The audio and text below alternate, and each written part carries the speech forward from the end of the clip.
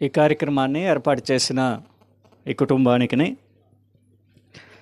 వారి ఆహ్వానాన్ని మన్నించి స్థలానికి చేరి వచ్చిన ప్రతి ఒక్కరికి నర్సరావుపేటలో ఉన్న పరిశుద్ధుల నుంచి వందనాలు సమర్పిస్తున్నాను. సోదరులు ఎలీషా గారు నాకు కాల్ చేసి నాతో మాట్లాడిన విషయము, ఈరోజు శ్రమలు అనే ఒక విషయాన్ని గురించి మాట్లాడమని నాతో ప్రస్తావించారు. ఈ వారం రోజుల కార్యక్రమంలో మొదటి దినాన సంతోషం గురించి, నిన్నటి దినాన గర్భఫలాన్ని గురించి మాట్లాడటం జరిగింది. ఈరోజు నేను మాట్లాడబోయే విషయము శ్రమల గురించి. మానవులైన మన జీవితాల్లో చాలాసార్లు మనం అనుకున్నట్టుగానే కార్యాలు జరుగుతూ ఉంటాయి. ఉద్యోగం విషయంలో కానివ్వండి, ఆరోగ్య విషయంలో కానివ్వండి, పనుల విషయంలో కానివ్వండి, మనం అనుకున్న విధంగానే సాగుతూ ఉంటాయి. కొన్ని సందర్భాల్లో మనం అనుకున్న దానికి భిన్నంగా జరుగుతాయి. ఆస్తి నష్టాలు జరగటానికి అవకాశాలు ఉంటాయి. శరీరానికి రోగాలు వస్తూ ఉంటాయి. కొన్నిసార్లు మనల్ని ప్రమాదాలు వెంటాడుతూ ఉంటాయి. జీవితం బాగున్నంతసేపు మనం కానివ్వండి, మన చుట్టూ ఉన్న ప్రజలు కానివ్వండి పెద్దగా పట్టించుకోకపోవచ్చు. కానీ ఇలాంటి ప్రమాదాలు ఎదురైనప్పుడు, జీవితంలో నష్టాలు ఎదురైనప్పుడు, దేహానికి రోగాలు ఎదురైనప్పుడు, అంటే ఇలాంటి శ్రమలు ఎదురైనప్పుడు కూర్చొని లెక్కలేయటం స్టార్ట్ చేస్తారు.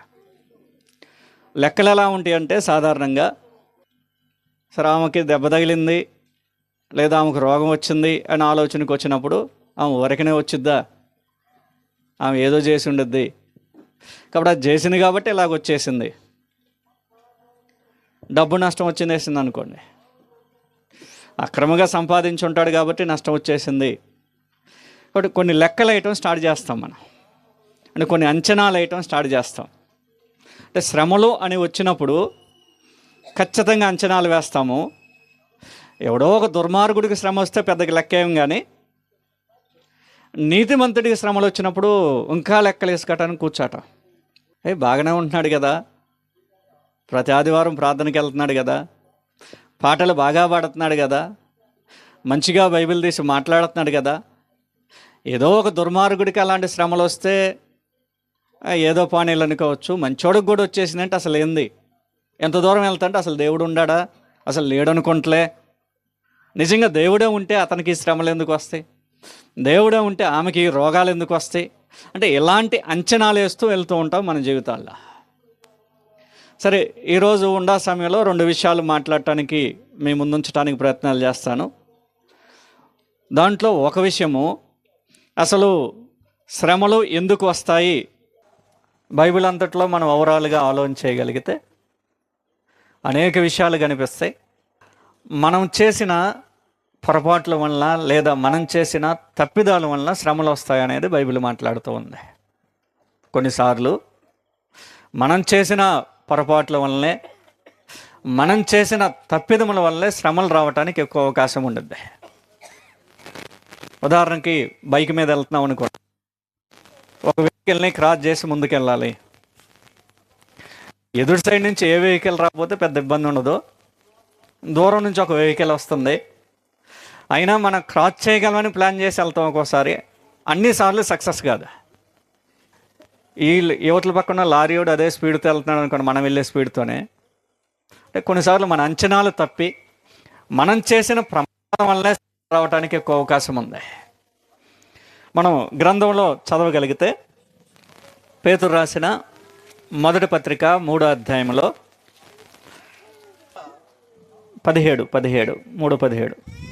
దేవుని చిత్తము అలాగ ఉన్నాడలడా, కీడు చేసి శ్రమపడుట కంటే మేలు చేసి శ్రమపడుట బహు మంచిది అన్నాడు.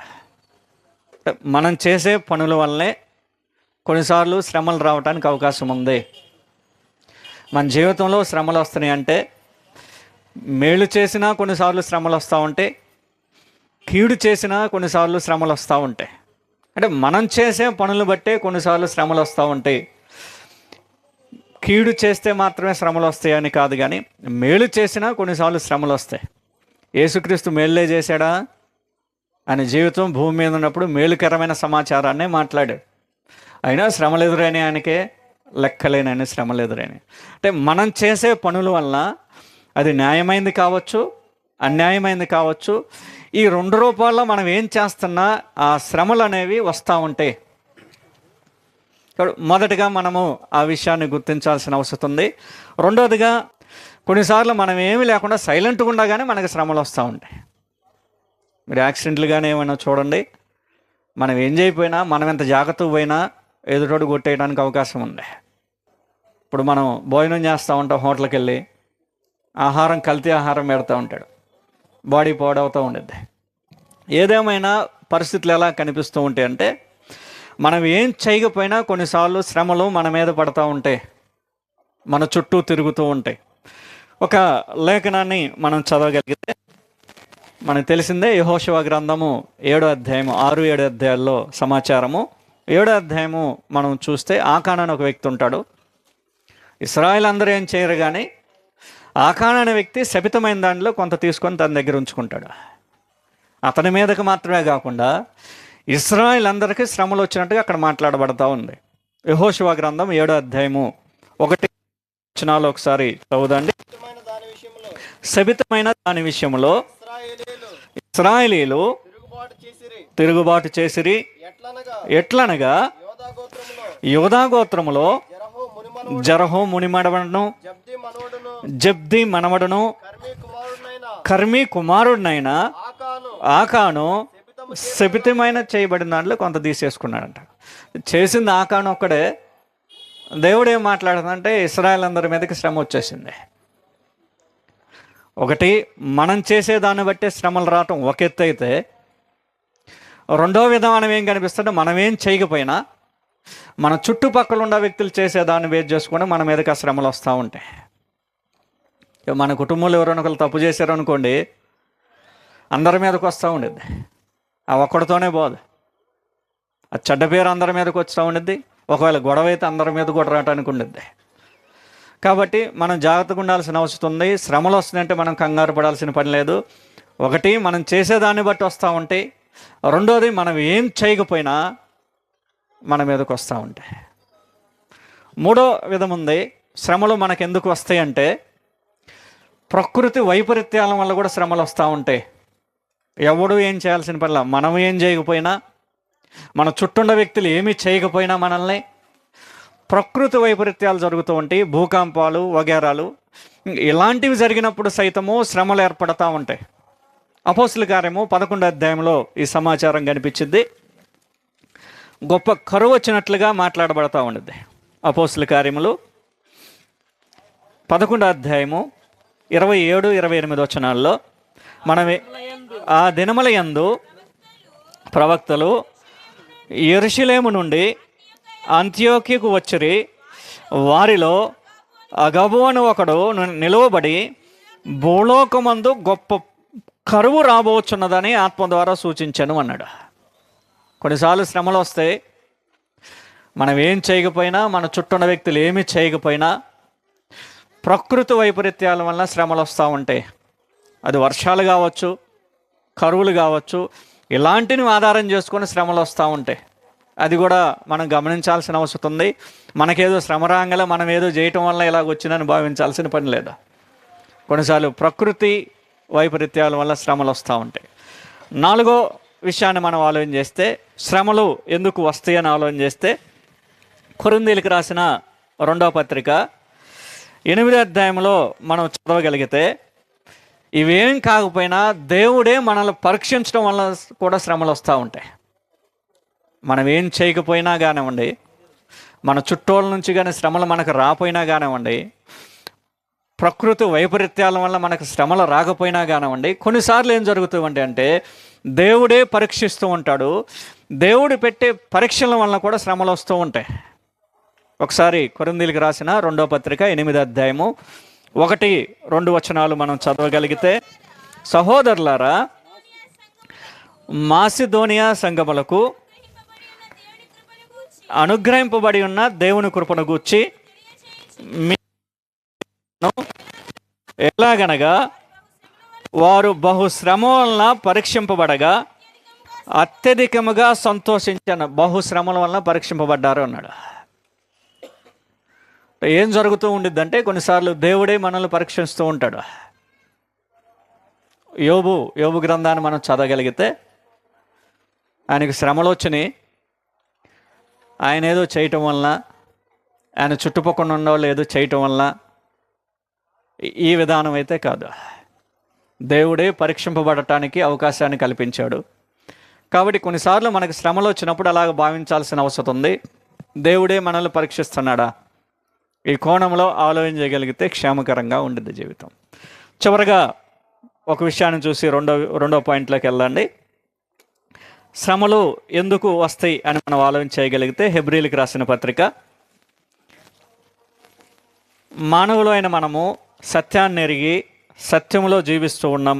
మన ఎడల దేవుడు అనేక కోరికలు కలిగి ఉంటారు. దాంట్లో ఒకటి సంపూర్ణత సాధించడం అనేది ఒక కోరిక ఉంది. పసి జీవితాన్ని ప్రారంభించిన మనము సంపూర్ణముగా ఎదగాలని చెప్పేసి గ్రంథం మాట్లాడుతూ ఉండే. పౌలు ఎఫెసీయులతో ఈ విషయాన్ని మాట్లాడాడు. అంటే క్రీస్తును కలిగిన సంపూర్ణతకు సమానమైన సంపూర్ణత గలవారు మటుకు ఎదగాలని మాట్లాడాడు. అలాంటి సంపూర్ణత సాధించడం కోసం శ్రమలు వస్తూ ఉంటాయి. నువ్వు ఒక స్థితిలో ఉండవు, నువ్వు ఒక విషయాన్ని నేర్చుకోవాలి. కాబట్టి ఈ స్థితిలో ఉన్న నువ్వు ఒక విషయాన్ని నేర్చుకోవడం కోసం, నీకు నేర్పించడం కోసం శ్రమలు వస్తూ ఉంటాయి. హెబ్రీలకు రాసిన పత్రిక 5వ అధ్యాయంలో ఈ సమాచారం కనిపించింది. హెబ్రీలకు రాసిన పత్రిక 5వ అధ్యాయము 8వ వచనంలో యేసుక్రీస్తు గురించి మాట్లాడుతున్నారు. హెబ్రీలకు రాసిన పత్రిక 5:8, ఆయన కుమారుడై ఉండియో తాను పొందిన శ్రమల వలన విధేయత నేర్చుకునేను అన్నాడు. యేసుక్రీస్తు ఒక విషయాన్ని నేర్చుకున్నాడంట, విధేయతను నేర్చుకున్నాడంట. దేని బేస్ చేసుకున్నంటే ఆయనకు వచ్చిన శ్రమల వలన విధేయత నేర్చుకున్నాడు. శ్రమలు రావడానికి మరొక కారణం ఏం కనిపిస్తుందంటే, మనకి దేవుడే ఏదో నేర్పిస్తున్నాడు. మనల్ని ఒక స్టాండర్డ్లో నిలబెట్టడం కోసము, ఒక సంపూర్ణత మనం సాధించడం కోసం, మనం ఎదగటం కోసము దేవుడు ఈ శ్రమలు రప్పిస్తున్నాడు అనేది భావించాల్సిన అవసరం ఉంది. కాబట్టి ఇలాగా అనేక కారణాల చేత శ్రమలు వస్తూ ఉంటే, శ్రమలు వచ్చినప్పుడు ఎవడనూ కంగారు పడాల్సిన పనిలో మనము. ఇలాగా శ్రమలు మన జీవితాల్లో వస్తున్నప్పుడు తట్టుకొని నిలబడగలిగిన వ్యక్తులు కొంతమంది ఉంటారు, కొంతమంది పడిపోతూ ఉంటారు. వచ్చిన ఉద్దేశం సరైనదైతే శ్రమలు ఎదుర్కోవటం పెద్ద కష్టమేం కాదు. శ్రమలు ఎందుకు వస్తాయో అర్థం చేసుకున్న వ్యక్తి ఈజీగా నిలబడగలుగుతారు. అయినా కానీ మనకున్న బలహీనతలను బట్టి అనేకసార్లు పడిపోతూ ఉంటాము. కాబట్టి ఇలాంటి శ్రమలు ఎదురైనప్పుడు మనం ఏం చేయాల్సిన అవసరం ఉంది? ఈ విషయాన్ని చెప్పి నేను ముగిస్తాను. మొదటగా మనం ఏం ఆలోచన చేసామంటే, శ్రమలు ఎందుకు వస్తాయో ఆలోచన చేసాము. ఈ శ్రమలు వచ్చేసినప్పుడు అసలు మనం ఏం చేయాల్సిన అవసరం ఉంది? ఏం చేస్తే నిలబడగలుగుతాము? ఏం చేస్తే దినదినము ఎదగలుగుతాము? ఏం చేస్తే రేపు తీర్పు దినమందు ధైర్యంగా నిలబడగలుగుతాము? కొన్ని విషయాలు ఆలోచన చేసి ముగించడానికి ప్రయత్నం చేస్తాను. శ్రమలు ఎదురైనప్పుడు ఒక విషయాన్ని మొదటిగా మనం నమ్మవలసిన అవసరం ఉంది. నీకైనా నాకైనా శ్రమ వస్తే అసలు ఇలాంటి శ్రమలు అనుభవించడానికే నేను క్రీస్తు దగ్గరికి వచ్చానని పక్కాగా నమ్మాల్సిన అవసరం ఉంది. శ్రమలు వస్తే మనం నిలబడటానికి ఏకైక మార్గము దేవుని యొక్క గ్రంథమే. దాంట్లో తెలియజేస్తున్న సమాచారం ఏంటంటే, నీకు శ్రమలు వచ్చినప్పుడు అలాంటి శ్రమలు అనుభవించడానికే నేను క్రీస్తు దగ్గరికి వచ్చానని భావించగలిగితే నిలబడగలుగుతావు. తప్పితే శ్రమలు తప్పించుకోవడానికి నేను క్రీస్తు దగ్గరికి వచ్చాను అన్న వ్యక్తి ఎవడో నిలబడలేదు. బయట పిలిచే వ్యక్తులు కూడా అలాగనే పిలుస్తారు. మీరు క్రీస్తు దగ్గరకు రాని శ్రమలు పోతాయని పిలుస్తారు. మీరు క్రీస్తు దగ్గరికి వస్తే ఇబ్బందులు పోతాయని పిలుస్తారు. మీరు క్రీస్తు దగ్గరికి పోతే మీకు ఈ లాభాలు వస్తాయి, అవి వస్తాయని, ఏ వస్తాయని పిలిచేసి ప్రజలను మోసం చేస్తూ ఉంటారు. అదే మోసంతో మనం క్రీస్తు దగ్గరికి వచ్చేస్తే ఆ శ్రమలు ఎదురైనప్పుడు ఏం చేస్తామంటే పడిపోతామా. అసలు క్రీస్తు దగ్గరికి వచ్చేటప్పుడే సరైన ఉద్దేశంతో వస్తే ఇబ్బంది ఉండదు. సరే, ఎప్పటికైనా మనకు శ్రమలు ఎదురైనప్పుడు భావించాల్సిన విషయం ఏంటంటే, శ్రమలు అనుభవించడానికే నేను క్రీస్తు దగ్గరికి వచ్చానని నమ్మగలిగితే ఎలాంటి శ్రమ వచ్చానో నిలబడగలుగుతాం. దశలోనికి రాసిన మొదటి పత్రిక 3వ అధ్యాయంలో సమాచారం కనిపించింది. కాబట్టి మనకి శ్రమలు ఎదురైనప్పుడు నేను శ్రమలు అనుభవించటానికే నేను నియమించబడ్డాను, పిలవబడ్డాను అని నమ్మగలిగితే జీవితం అద్భుతంగా ఉండేది. ఎలాంటి శ్రమలు వచ్చినా నిలబడగలుగుతాం. దశలోనికి రాసిన మొదటి పత్రిక 3వ అధ్యాయము 1వ వచనం నుంచి చదువుదండి. కాబట్టి ఇక సహింపజాలక ఏథెన్సులో మేమొంటిగానే ఇన్ను ఉండుట మంచిదని ఎంచి ఈ శ్రమల వలన ఎవడను కదిలింపకుండానట్లు మిమ్మును స్థిరపరచుటకును మీ విశ్వాస విషయమై మిమ్మును హెచ్చరించుటకును మన సహోదరుడును క్రీస్తు సువార్త విషయములో దేవుని పరిచారకుడినైన తిమోతిని పంపితిమి. మేము మీ యొద్ద ఉన్నప్పుడు మనము శ్రమను అనుభవింపవలసి ఉన్నదని మీతో ముందుగా చెప్పితేమి కదా, అలాగే జరిగినది. ఇది మీకును తెలియను. అట్టి శ్రమలను అనుభవించుటకు మనము నియమింపడం వారు అని మీరు ఎరుగుదరు అన్నాడు. దశలోనికలో కూడా శ్రమలు ఎదురైనాయి. వాళ్ళు ఎదురైన శ్రమలకు ఎక్కడ తొలగిపోతారని చెప్పేసి తిమోతిని పంపించడం జరిగింది. తిమోతిని పంపించి పౌలు మాట్లాడుతున్నారు, తిమోతిని పంపించాము, మీరు ఎవరన్నా శ్రమల వలన తప్పిపోతారేమో అని చెప్పేసి కంగారు పడాల్సిన పని లేదు. అసలు శ్రమలు ఎదురైనప్పుడు భావించమన్నారు. ఏం భావించాలంటే ఎలాంటి శ్రమలు అనుభవించడానికే మనం నియమించబడ్డాము, పిలవబడ్డాము, క్రీస్తు దగ్గరికి వచ్చాము అని నమ్మగలిగితే ఎలాంటి శ్రమ అయినా ఈజీగా తీసుకుంటాము. రెండవది, శ్రమలు వచ్చినప్పుడు ఏం చేయాల్సిన అవసరం ఉందంటే ప్రార్థన చేయాలని గ్రంథం మాట్లాడుతూ ఉంది. ప్రార్థన అనే పాయింట్లో చాలా నిర్లక్ష్యంగా ఉంటాము. వాస్తవానికి ప్రార్థన గొప్ప సాధనమై ఉంది. శ్రమలు ఎదురైనప్పుడు ఎక్కడికి వెళ్ళాలో అనే దాని మీద సందేహపడతాం. వాస్తవానికి వెళ్ళకూడని దగ్గరికి ఎక్కువ వెళ్తాం. శ్రమలు ఎదురైతే వెళ్ళకూడని పరిస్థితులకు వెళ్తాం. కొంతమంది వాళ్ళకి శ్రమలు ఎదురైనాయి అనుకోండి, వెళ్ళేమిటి సోది చెప్పించుకునే వాళ్ళు ఉంటారు కదా, వాళ్ళని పిలిపించి మా ఇంట్లో శ్రమ ఉంది, అసలు దీనికి ఏం చేయాలి, అక్కడ ఆమె ఏదో చెప్పిద్ది, ఆమె చెప్పింది ఏమికి అర్థమైద్దో అర్థం కాదు, మొత్తానికి ఏదో ఒకటి చెప్పిద్ది, చెప్పినన్నిట్లో ఏదో ఒక పాయింట్ తగిలిద్ది, దాన్ని బొట్టేసుకొని ఊరేగుతూ ఉండేది. ఏం కూడా మరికొంతమంది శ్రమలు ఎదిరినప్పుడు చిలక జోస్యం చెప్పించుకునే దగ్గరికి వెళ్తారు. మరికొంతమంది ఇలాంటి శ్రమలు అయినప్పుడు చెట్ల దగ్గరకో పుట్టల దగ్గరికి వెళ్ళి ముక్కేసుకొని వస్తూ ఉంటారు. సామెతల గ్రంథకర్త ఈ విషయాన్ని మాట్లాడారు. సామెతల గ్రంథం 25:19. సామెతల గ్రంథం 25:19. శ్రమల కాలంలో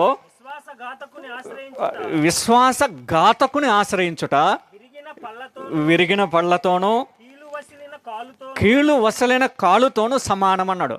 కాబట్టి ఎక్కడికి వెళ్ళకూడదు చెప్పాడు శ్రమలు ఎదురైనప్పుడు. విశ్వాసఘాతకులు అంటే సత్యమైంది కాని దగ్గరికి ఎక్కడికి వెళ్ళినా ప్రమాదం అన్నాడు. నీకు శ్రమలైన ఎదురైనప్పుడు చేయవలసిన పని గురించి మాట్లాడాడు. ప్రార్థించాలి, దేవుని దగ్గరికి రావాల్సిన అవసరం ఉంది. యాకోబు రాసిన పత్రిక 5:13 ఈ సమాచారం కనిపించింది. ఒకటి, శ్రమలు ఎదురైతే ఖచ్చితంగా ఈ శ్రమలు అనుభవించడానికే నేను నియమించబడ్డానని ఖచ్చితంగా నమ్మవలసిన అవసరం ఉంది. రెండోదిగా, శ్రమలు అయితే ఎవరి దగ్గరికి వెళ్ళాలి అనే పాయింట్ ఉండాలి. ఎవరి దగ్గర మొరపెట్టుకోవాలి. నువ్వు సోది చెప్పి ఆమె దగ్గరో, చెట్టు దగ్గర, పుట్ట దగ్గర, లేకపోతే గుణదల కొండ దగ్గరికి వెళ్ళాం మొరబెట్టుకుంటే జరిగేదేమీ లేదు, ఒరిగేదేమీ లేదా. జరిగే విషయం ఉంది, ఒరిగే విషయం ఉంది. ఎక్కడంటే మరెక్కడ పెట్టుకోవాలో చెప్పేశాడు. యాకోబు రాసిన పత్రిక 5:13. మీలో ఎవరికైనాను శ్రమ సంభవించినా చెప్పేశాడు. ఎక్కడికొచ్చి మొరబెట్టుకోవాలో చెప్పాడు, ఎక్కడికి రావాలో చెప్పేశాడు ఆయన. కాబట్టి శ్రమలు ఎదురైతే ఏం చేయాలో చెప్పాడు. ఒకటి, దాన్ని శ్రమలో ఎదుర్కోవటానికి, ఆ శ్రమలో భరించడానికే నేను నియమించబడ్డానని ఎరగాల్సిన అవసరం ఉంది.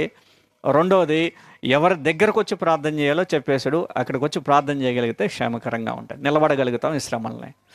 మూడవదిగా, శ్రమలు ఎదురైనప్పుడు ఏం చేయాలి అనే దానికి సంబంధించి మనం ఆలోచన చేస్తే, నీకు పెట్టబడిన పేరు గురించి తలుసుకుంటే చాలు అన్నాడు. మనకు పెట్టబడిన పేరు ఉంది, క్రైస్తవుడు, క్రైస్తవురాలు, క్రైస్తవులు అనే పేరు. ఆ పేరు గురించి ఆలోచన చేస్తే ఎంత శ్రమనైనా భరించగలమంటాడు. వాస్తవానికి మనకు వచ్చిన పేరు గురించి మనం ఆలోచన చేయము. క్రైస్తవుడు, క్రైస్తవురాలు అనే పేరు నువ్వు కోట్లు పెట్టి కొన్నా రాని పేరు. అది ఉచితంగా అనుగ్రహించబడే పేరు. అలాంటి ఉచితంగా అనుగ్రహించబడే పేరును ఒక్కసారి తలుసుకుంటే చాలంట. ఆ పేరును తలుసుకుంటేనే శ్రమలు రావు అంటే, శ్రమలు పెద్ద లెక్క చేయమంటే అంత అవగాహన ఉండలేదు. దాని మీద అంత టార్గెట్ మనం పెట్టుకోవట్లా. ఏదైనా ఉచితంగా వస్తే అంతే. మనం డబ్బులు పెట్టుకున్న దానికి ఉచితంగా చేసానికి చాలా తేడా ఉండిద్ది. ఈ పాటల పుస్తకం డబ్బులు పెట్టుకున్నాం అనుకోండి, దాన్ని జాగ్రత్తగా దాచిపెట్టేసుకుంటాం. ఎవరైనా ఉచితంగా ఇచ్చామనుకోండి, అది ఎక్కడ ఉండిద్దో కూడా తెలియదు, నిర్లక్ష్యంగా ఉండేది. క్రైస్తవుడు అనే పేరు, క్రైస్తవురాలు అనే పేరు మనకు ఉచితంగా వచ్చింది కదా. దాని మీద నిర్లక్ష్యం. నీకు శ్రమ వచ్చినప్పుడు ఆ పేరు యొక్క విలువను నువ్వు తెలుసుకుంటే, ఒక్కసారి మనసులో తలుసుకున్నా అది ఎలాంటి శ్రమనైనా భరించగలవని చెప్పేసి బైబిల్ మాట్లాడుతుంది. పేతురు మాట్లాడారు. పేతురు రాసిన మొదటి పత్రిక 4:16 రాసిన మొదటి పత్రిక 4:16 ఈ సమాచారం కనిపించింది. ఎవడైనను క్రైస్తవుడైనందుకు బాధ అనుభవించిన ఎడల అతడు సిగ్గుపడ ఆ పేరును బట్టి దేవుని మహింపరచం. ఆ పేరు సరిపోయింది అన్నాడు. పెద్ద బాధ వచ్చేసిందంటే పెద్ద కంగారు పడాల్సిన పని లేదన్నాడు. నీకు అనుగ్రహింపబడిన పేరు గొప్ప పేరై ఉంది. ఇన్ని కోట్లు పెట్టినా రాను ఉచితంగా నీకు అనుగ్రహించబడిందంటే అటువైపు చూడగలిగితే ఆ పేరు వైపు చాలా బెటర్గా ఉండద్ది. వాస్తవానికి చూడలేదు, దానికి అనేక కారణాలు ఉండొచ్చు. ఆ పేరు యొక్క విలువని మనుషులు గ్రహించలేకపోవటం కారణమై ఉండొచ్చమ్మా. కానీ ఏదేమైనా శ్రమలు వచ్చినప్పుడు నీకు అనుగ్రహింపబడిన ఆ పేరు వైపు చూడగలిగితే అది ఎలాంటి శ్రమనైనా భరించగలుగుతామా.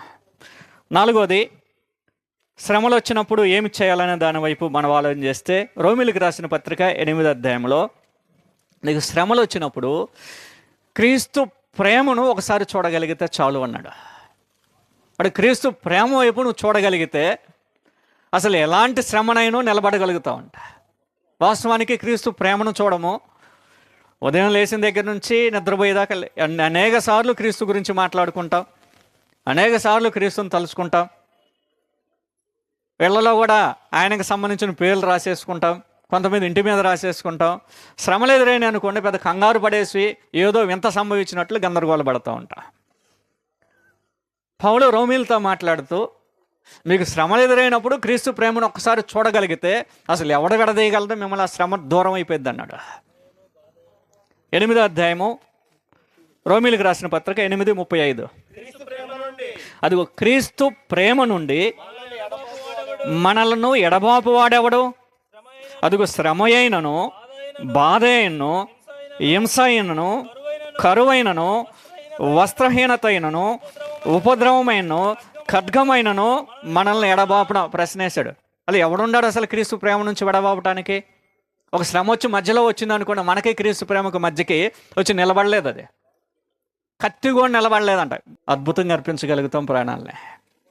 నాడు అపోస్తులు అర్పించగలిగారంటే, మొదటి శతాబ్ద కాలంలో క్రైస్తవులు ప్రాణాలు ఈజీగా అర్పించగలిగారంటే క్రీస్తు ప్రేమ వైపు చూశారు కాబట్టి శ్రమలు వాళ్ళకి ఆఫ్టరాలు అనిపించేసినాయి. శ్రమలు పెద్దగా పట్టింపులే వాళ్ళకి. స్తెఫనుని రాళ్లతో కొట్టేస్తున్నారు, పారిపోవచ్చు వాస్తవానికి, లేదా వాళ్ళు చెప్పిన అబద్ధాలకు లొంగిపోవచ్చు. ఆయన క్రీస్తు ప్రేమ వైపు చూడగలిగేది కాబట్టి ఎలాంటి శ్రమైనా మధ్యలోకి రాబోయింది. కాబట్టి శ్రమలు ఎదురైనప్పుడు క్రీస్తు ప్రేమ వైపు చూడగలిగితే చాలా అద్భుతంగా ఉండేది. మామూలు ప్రేమ కదా అయింది. ఎవడు చేయగలడు అలాగే ఎవడు ప్రేమించగలడు? పాపులైన ఒక వ్యక్తుల కొరకు పరిశుద్ధుడైన ఒక వ్యక్తి తనకుండా సమస్తాన్ని విడిచిపెట్టి రాగలడా? నేనైతే చేయలేను. ఆయనలాగా ఎవరు చేయగలరు? ఆయనలాగా ఎవరో చేయలేరు పక్కగా. పౌలు కొరింథీయులతో మాట్లాడుతూ 2వ పత్రిక 8వ అధ్యాయము, ఆయన ధనవంతుడై ఉండి మన నిమిత్తం దరిద్రుడాయను అన్నాడు. మీరు మన ప్రభువైన యేసుక్రీస్తు కృపను ఎరుగుదురు కదా, ఆయన ధనవంతుడై ఉండి మీరు తన దారిద్ర్యం వల్ల ధనంతులు కావాలని మీ నిమిత్తం దరిద్రుడు ఆయన. క్రీస్తు ప్రేమ వైపు చూడగలిగితే చాలా అద్భుతంగా ఉండేది. అసలు ఆయనకు వచ్చిన శ్రమలు మనకి ఆడవస్తాయి. అసలు లెక్కలేనని శ్రమలు. ఈ సృష్టిని నిర్మించిన నిర్మాణకుడు ఒకడైన ఆయన భూమి మీదకి ఈ సృష్టిలోనికి వచ్చినప్పుడు తినటానికి లేదు, ఉండటానికి లేదు, సరైన పరిస్థితులు ఏమీ లేవు. తలుచుకుంటే గుండె జల్లనే పరిస్థితే. మనిషి కుమారునికి తలవాల్చుకోవడానికి కనీసం స్థలం లేదని చెప్పేసి మాట్లాడతాడు ఆయన. కనీసం స్థలం లేదన్నాడు. ఆయన ప్రేమ వైపు చూడగలిగితే నీకు వచ్చిన శ్రమలు ఆయనకి మనకి మధ్యలోకి రావు. అక్కడ శ్రమలు ఎదురైనప్పుడు క్రీస్తు ప్రేమ వైపు చూడాల్సిన అవసరం ఉంది. 5వది, శ్రమలు ఎదురైనప్పుడు ఏం చేయాల్సిన అవసరం ఉందంటే దేవుని యొక్క చట్టం వైపు చూస్తే చాలు. దేవుని యొక్క చట్టము సామాన్యమైనది కాదు, ఆ చట్టం వైపు చూడగలిగితే అద్భుతమైన ధైర్యం వచ్చేసింది. కీర్తనల గ్రంథం 119వ కీర్తనలో ఇశ్రాయేలుకి శ్రమలు వచ్చినప్పుడు ధర్మశాస్త్రం వైపు చూస్తే చాలు అన్నాడు. ఇశ్రాయేలుకి వాళ్ళకి శ్రమ వచ్చేసినప్పుడు ధర్మశాస్త్రమైన చట్టం వైపు చూస్తే వాళ్ళకి బహుధైర్యం వచ్చేసిద్దంట.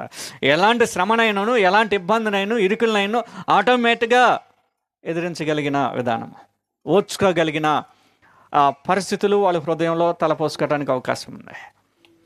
కీర్తనల గ్రంథము 119వ కీర్తన 92వ వచనాన్ని ఒకసారి చదువుదండి.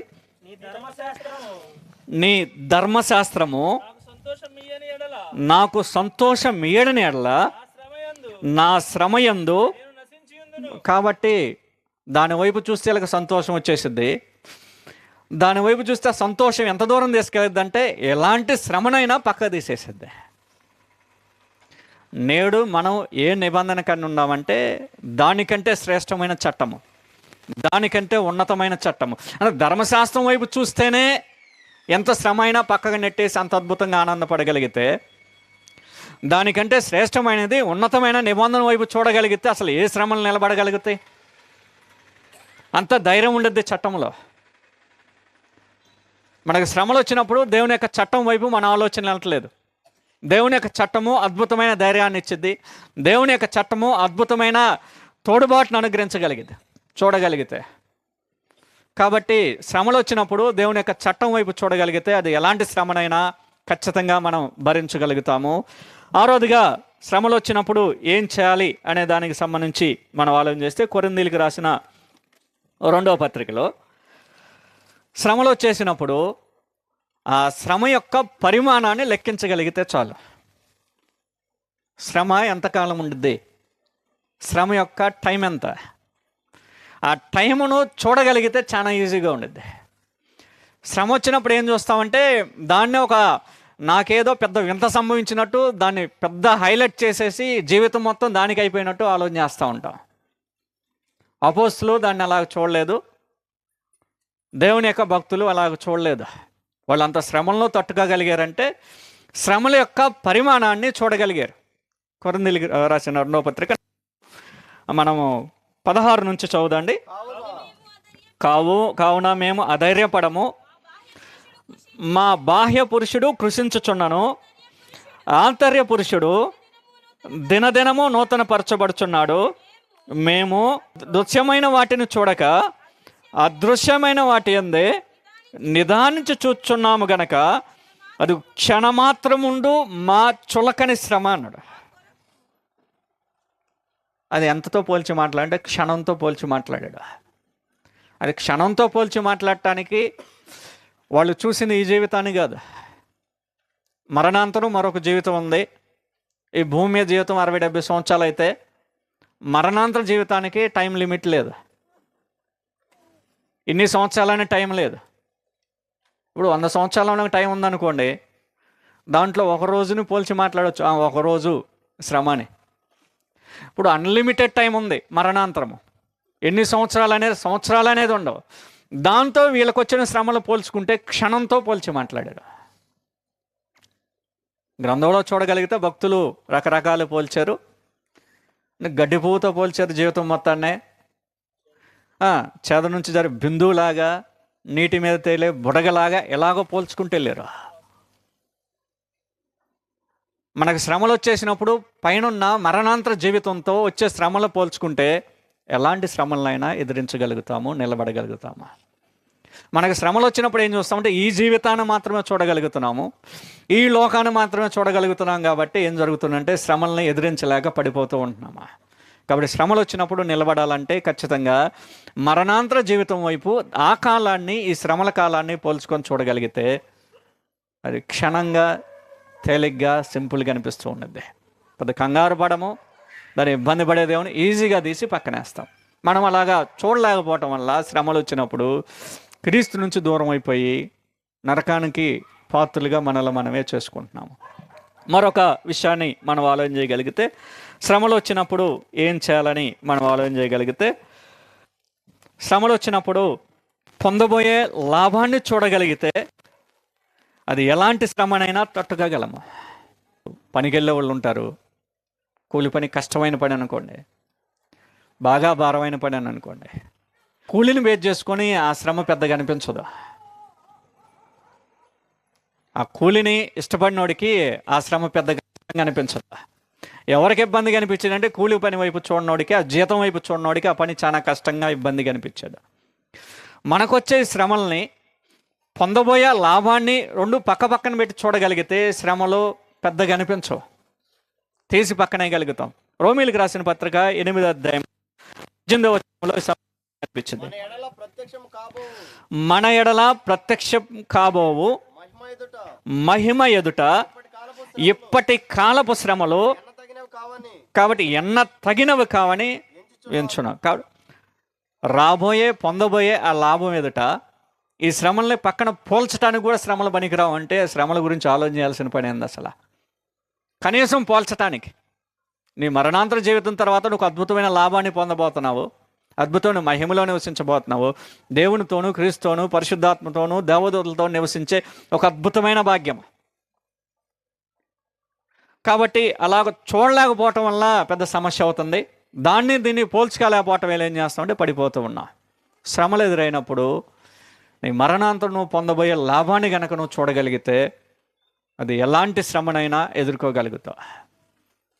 యేసుక్రీస్తుకు శ్రమలు ఎదురైనప్పుడు తాను పొందబోయే ఆనందాన్ని చూశాంట. హెబ్రీయులకు రాసిన పత్రిక 12వ అధ్యాయము 1వ వచనం నుంచి చదవగలిగితే ఆయన పొందబోయే ఇంత గొప్ప సాక్షి సమూహము మేఘము వలె మనల్ని ఆవరించి ఉన్నందున మనము కూడా ప్రతి భారమును సులువుగా చిక్కులు పెట్టు పాపమును విడిచిపెట్టి విశ్వాసమునకు కర్తయు దాన్ని కొనసాగించువాడైన యేసు వైపు చూచుచు మన ఎదుట ఉంచబడిన పందెములో ఆయన తన ఎదుట ఉంచబడిన ఆనందం కొరకై అది అవమానమును నిర్లక్ష్య పెట్టి సిలువను సహించి దేవుని సింహాసనం యొక్క కుడిపార్శ్వమున ఆసీనుడు. పొందబోయేదాన్ని చూశాడు. పొందబోయేదాన్ని చూసేసి ఏం జరిగిందంటే ఇలాంటి అవమానాలు, నిర్లక్ష్యాలు ఇవన్నీ తీసి పక్కనేశాడు. ఆయన ఎంత అవమానించాడో మనలోకి అంత అవమానాలు రాలేదు. లెక్కలేనని అవమానాలు ఎదుర్కొన్నాడు, లెక్కలేనని శ్రమలు ఎదుర్కొన్నాడు, ఇబ్బందులు ఎదుర్కొన్నాడు. అలాగే ఎదుర్కొని ఆయన నిలబడగలగటానికి కారణం ఏంటంటే చెప్పేశాడు, చూశాడంట, పొందబోయే లాభాన్ని చూశాడంట. మనము పొందబోయే లాభాన్ని చూడగలిగితే శ్రమల్ని సింపుల్గా తీసి పక్కనేస్తాము, ఎలాంటి శ్రమలు వచ్చినా నిలబడగలుగుతాము. మరొక దాన్ని మనం చూడగలిగితే యాకోబు రాసిన పత్రిక 5వ అధ్యాయంలో శ్రమలు వచ్చినప్పుడు ఏం చేయాలి నిలబడటానికంటే కొంతమందిని మాదిరిగా తీసుకోవాల్సిన అవసరం ఉంది. శ్రమను అనుభవించి నిలబడిన వ్యక్తుల్ని మాదిరిగా తీసుకోవాలి. మన ముందున్న వ్యక్తులు, మనకు మాదిరి చూపించే వ్యక్తులు చాలామంది ఉన్నారు. వాళ్ళు శ్రమలు ఎదురైనప్పుడు వాళ్ళు నిలబడిన విధానం చాలా అద్భుతంగా ఉండిద్ది. వారి యొక్క జీవితాలని మనము ధ్యానించుకుంటూ వెళ్ళగలిగితే శ్రమలు ఎదురైనప్పుడు నిలబడగలుగుతాము. యాకోబు రాసిన పత్రిక 5వ అధ్యాయము 10వ వచనము ఒకసారి చదువుదండి. నా సహోదరులారా, ప్రభువు నామమున బోధించిన ప్రవక్తలను శ్రమానుభవమునకు ఓపికను మాదిరిగా పెట్టుకొనుడి అన్నాడు. కాబట్టి మాదిరిగా తీసుకోవాల్సిన అవసరం ఉంది. మోషే ఉన్నాడు, మోషేని మాదిరిగా తీసుకోవచ్చు. వాస్తవానికి అద్భుతమైన స్థితిని విడిచిపెట్టేసి దేవుని ప్రజలతో శ్రమ అనుభవించడానికి వచ్చేసాడు. అలాంటి అనేక మంది భక్తులు మనకు కనిపిస్తూ ఉంటారు. లేదా మనం ఉన్న సంఘంలో సభ్యులు అలాగే ఎదుర్కొనే వాళ్ళు కూడా కనిపిస్తూ ఉంటారు, శ్రమలు ఎదుర్కొని నిలబడగలిగిన వ్యక్తుల్ని. అలాంటి అనేక మందిని మనం మాదిరికరంగా తీసుకోగలిగితే మనము శ్రమలు వచ్చినప్పుడు నిలబడగలుగుతాము. శ్రమలు ఎదురైనప్పుడు నిలబడటం కోసము ఏం చేయాల్సిన అవసరం ఉందంటే సంఘం వైపు చూడాల్సిన అవసరం ఉంది. సంఘం వైపు చూడం. మనం దేవుని యొక్క గ్రంథం ఏం తెలియజేస్తుందంటే సంఘం వైపు చూడాలి అబ్బాయి శ్రమలు వచ్చినప్పుడు అన్నాయి. ధర్మశాస్త్ర కాలంలో దావీదు దేవాలయాన్ని కట్టాలనుకున్నప్పుడు దేవుడు నువ్వు కాదబ్బాయి కట్టేది, నీ కుమారుడు కడతాడు అంటాడు. సొలొమోను దేవాలయాన్ని నిర్మించిన తర్వాత ప్రార్థన చేస్తాడు. ప్రార్థనలో మనకు తెలిసిన విషయం ప్రస్తావిస్తాడు. మేము మిమ్మల్ని వ్యతిరేకించి చెరలో ఉన్నప్పుడు, మా శ్రమలు ఎదురై ఇబ్బందులు పడుతున్నప్పుడు ఎవరైనా దేవాలయం దగ్గరికి వచ్చి కానివ్వండి, దేవాలయం వైపు తిరిగి కనీసం ప్రార్థన చేసినా మమ్మల్ని క్షమించని చెప్పేసి ఒక రిక్వెస్ట్ చేస్తాడు. ఆ రిక్వెస్ట్ని దేవుడు అంగీకరిస్తాడు. కాబట్టి ఇశ్రాయేలు ఏం చేస్తారంటే, వాళ్ళకి శ్రమలు వచ్చినప్పుడు ఏం చేస్తారంటే, వాళ్ళకి ఇబ్బందులు వచ్చినప్పుడు ఏం చేస్తారంటే, దేవుని యొక్క ఆలయం వైపు, దేవుని మందిరం వైపు తిరిగి ప్రార్థన చేస్తారు. దానియేలు బబులోను సామ్రాజ్యంలో ఉన్నప్పుడు తన కిటికీ తలుపులు తీసి ముమ్మారు యెరూషలేము వైపు తిరిగి ప్రార్థన చేస్తాడు. నేడు ఒక వ్యక్తి శ్రమ వచ్చేసినప్పుడు, శ్రమలో నిలబడాలంటే సంఘం వైపు చూడాల్సిన అవసరం ఉంది. సంఘం వైపు చూడము. నువ్వు శ్రమలు వచ్చినప్పుడు, ఇబ్బందులు వచ్చినప్పుడు బంధువులతో మాట్లాడతాం, స్నేహితులతో ప్రస్తావిస్తాం, ఎవరు పరిచయం లేని వాళ్ళతో మాట్లాడతాం. సంఘం దగ్గరికి వచ్చి శ్రమను, ఇబ్బందిని చెప్పుకోవటానికి ఇష్టపడం. అంతకు ఇష్టపడం. అయిపోయింది, అక్కడక్కడే చూసుకుంటాం. సువార్తకి దగ్గరికి వచ్చి ఆయన దగ్గరికి అసలే చెప్పం. ఇలా తప్పు చేశాను బ్రదరు, ఇలా ఇది నా పొరపాటు, ఈ శ్రమ లేదురని, ఇబ్బంది లేదురని, ఆ చెబితే ఆయన ఆడ ప్రసంగంలో చేస్తాడని చెప్పేసి అదొక సందేహం. అంటే మన ఆలోచనలు ఎలా ఉంటే, శ్రమలు ఇబ్బందులు ఎదురైనప్పుడు సంఘం వైపు చూడము. ఒకసారి కొరింథీయులకు రాసిన మొదటి పత్రిక 12వ అధ్యాయంలో ఈ సమాచారం కనిపించింది. సంఘం వైపు చూడాలన్నాడు. కారణం ఏంటంటే, నీకు శ్రమలు వస్తే సంఘంలో ఉన్న వ్యక్తులు విడిచిపెట్టరు, నీతో పాటు వాళ్ళు కలిసి ఆ శ్రమను అనుభవిస్తారు.